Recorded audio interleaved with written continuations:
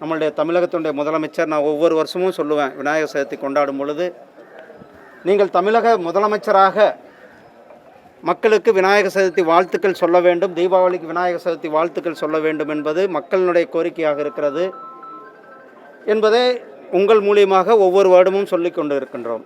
ஆனால் அவர் அதை பற்றியெல்லாம் கவலை கிடையாது. மற்ற திருவிழாக்களுக்கு மற்ற பண்டிகைகளுக்கு வாழ்த்து சொல்கிறார். அதை நீங்கள் சொல்லுங்கள், சொல்லாமல் இருங்க, அது வேறு விஷயம். இப்படிப்பட்ட இந்த தருணத்தில் இப்போ ஒரு போலியான ஒரு வேஷம் வருகிற கேரளாவில் ஐயப்ப பக்தர்களுடைய மாநாட்டில் கலந்து கொள்ள இருக்கிறாராம்.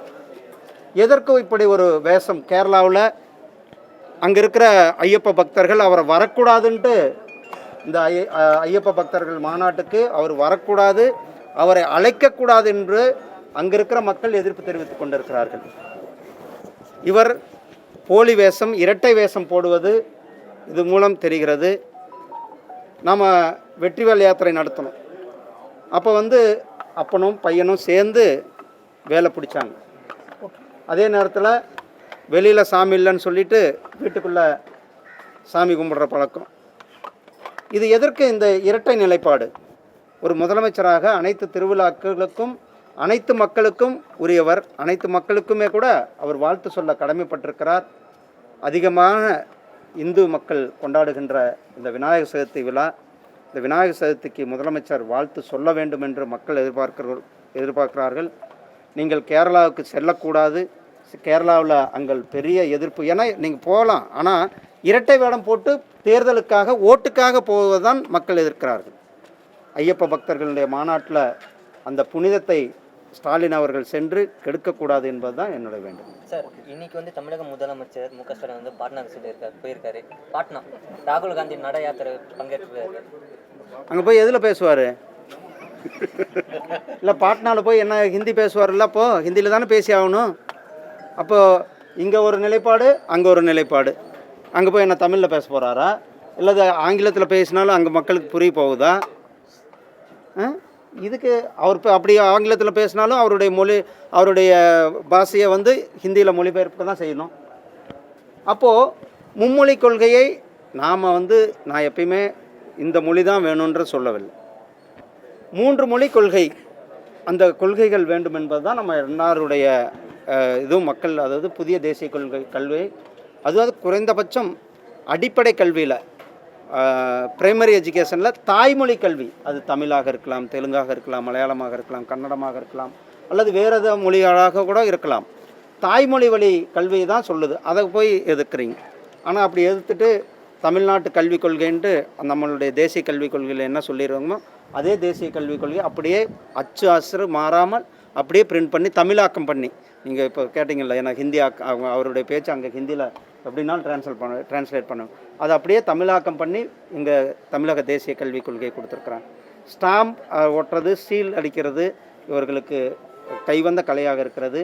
பாட்னாவில் போய் அவர் ஒரு எந்தவித தாக்கத்தையும் ஏற்படுத்த போவதில்லை. அங்கே தேசிய ஜனநாயக கூட்டணி மிகப்பெரிய வெற்றியை பெறுவது உறுதி.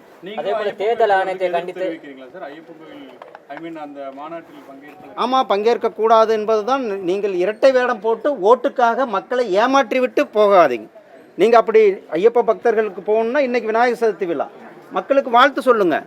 தமிழ்நாட்டு மக்களுக்கு வெளிப்படையாக தமிழகத்தினுடைய முதலமைச்சராக நீங்கள் திமுகவினுடைய அல்லது திராவிட கழகத்தினுடைய நிர்வாகியாக, திமுகவினுடைய நிர்வாகியாக நீங்கள் வாழ்த்து சொல்லுங்கள், சொல்லாமல் போங்க, அதை பற்றி யாருக்கும் கவலை இல்லை.